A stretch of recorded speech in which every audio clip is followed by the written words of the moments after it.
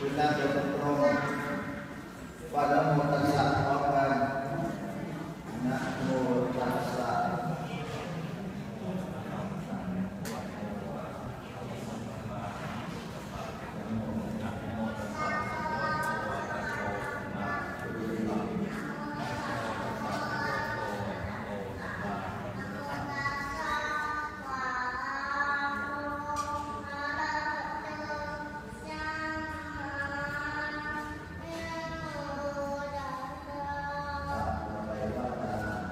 สิ่งใด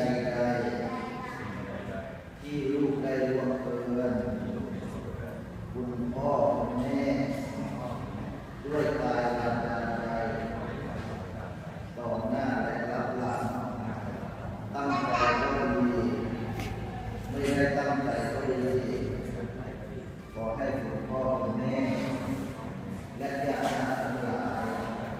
ยกโทษอโหสิกรรมให้กับผมด้วยผมขอสัญญาว่าจะเป็นคนดีจะเชื่อฟังครูบาอาจารย์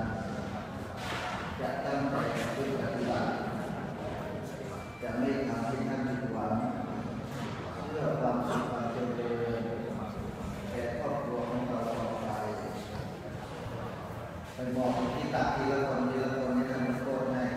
กราบ